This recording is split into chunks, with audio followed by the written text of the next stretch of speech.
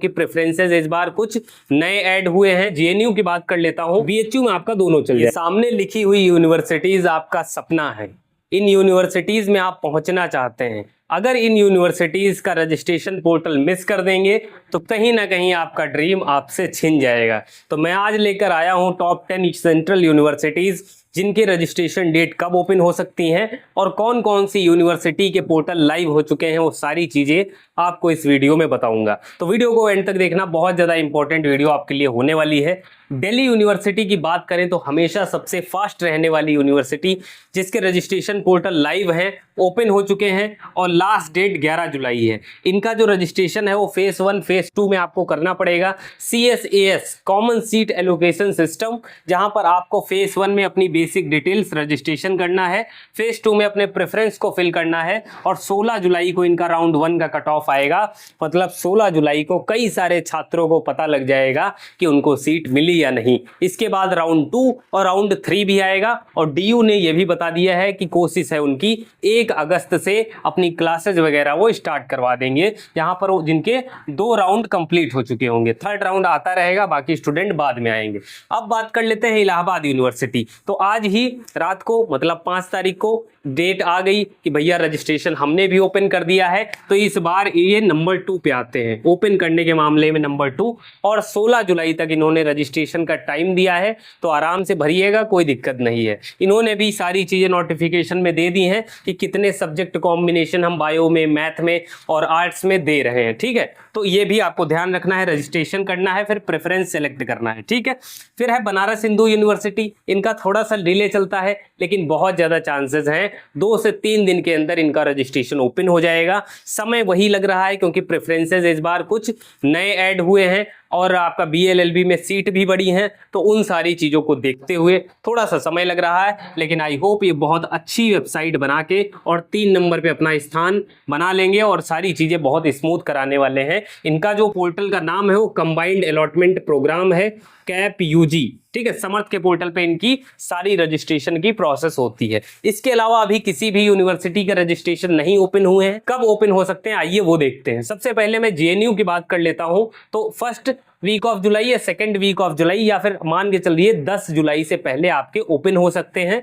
Jamia Millia Islamia first से second week of July, Aligarh Muslim University second week of July, Baba Saheb Bhimrao Ambedkar. तो देखो ये यूनिवर्सिटी बहुत ज्यादा इंपॉर्टेंट है और बहुत ज्यादा चांसेस हैं फर्स्ट वीक ऑफ जुलाई में या फिर आपको 10 के पहले इनके रजिस्ट्रेशन ओपन हो जाएं। खासकर जिनका जो भी स्टूडेंट DU में BHU में नहीं सिलेक्ट होंगे, और क्योंकि ये आपकी यूनिवर्सिटी लखनऊ में है तो यूपी बिहार का और आसपास का जो क्राउड है वो इस यूनिवर्सिटी को जरूर टारगेट करे, है ना, क्योंकि DU और BHU से कम कट ऑफ इस यूनिवर्सिटी में जाती है।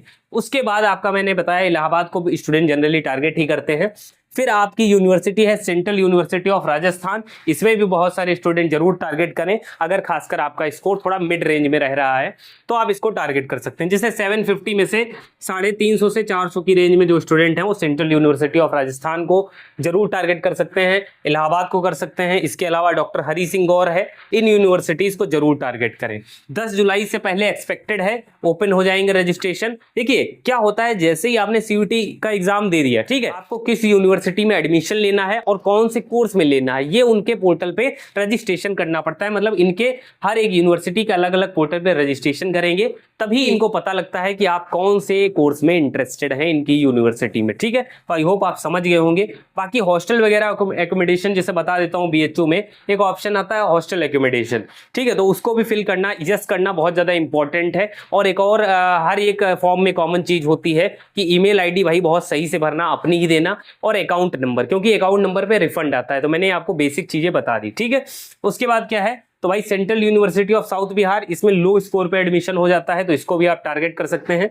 बहुत ज्यादा चांसेस हैं कि आपकी ओपन हो जाएगी कब, 10 जुलाई के पहले। ठीक है, यूनिवर्सिटी ऑफ हैदराबाद ये एक बहुत बेहतरीन यूनिवर्सिटी है, तो इसमें इंटीग्रेटेड कोर्सेज हैं। सेकंड वीक ऑफ जुलाई में बहुत ज्यादा चांसेस हैं ये यूनिवर्सिटी अपने पोर्टल को ओपन कर दे, तो इसको भी जरूर से आप टारगेट करिए। ठीक है, क्योंकि मैं आपको बता रहा हूँ BHU DU के बाद यूनिवर्सिटी ऑफ हैदराबाद एक अच्छी यूनिवर्सिटी मानी जाती है, तो इसे भी टारगेट कर सकते हैं।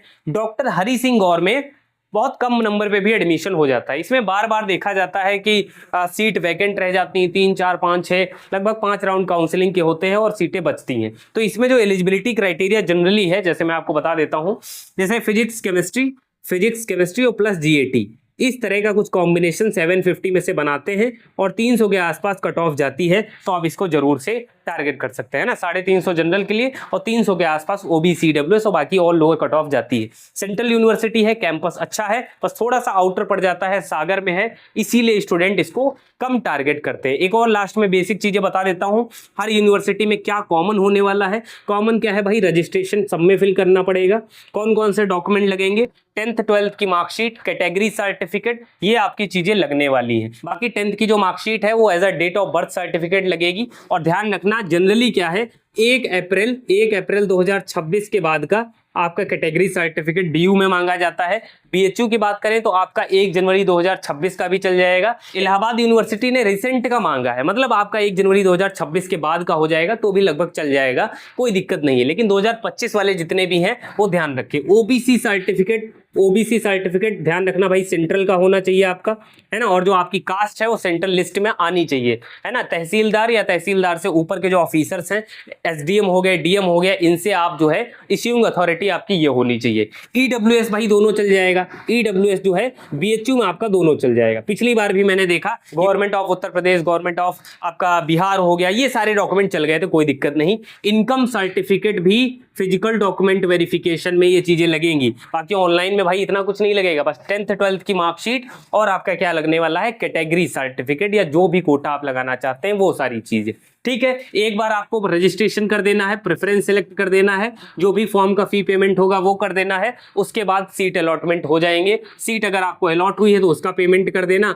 लोअर प्रेफरेंस अलॉट हुआ है तो भाई अपग्रेड वगैरह कर देना, ये सारी चीजें। प्रेफरेंस बहुत ज्यादा इंपॉर्टेंट है, तो BHU, DU, Allahabad university, BBAU, इनके लिए मैं आपको 149 रुपए में मात्र एक यूनिवर्सिटी की आपको फुल काउंसलिंग गाइडेंस 1-to-1 मेरे से पर्सनल चैट, ईमेल आईडी पे अपना नंबर सेंड कर देना और आपको पर्सनलाइज प्रेफरेंस शीट भी प्रोवाइड की जाएगी। तो जुड़ना बिल्कुल मत भूलें, क्योंकि ये वो समय है जब आपके पास एक काउंसलर, एक मेंटोर का होना बहुत ज्यादा जरूरी है और उसमें मैं पूरा सहयोग आपको देने वाला हूं। किसी भी स्टूडेंट को कोई दिक्कत आए, बेफिक्र होकर मेरे से कांटेक्ट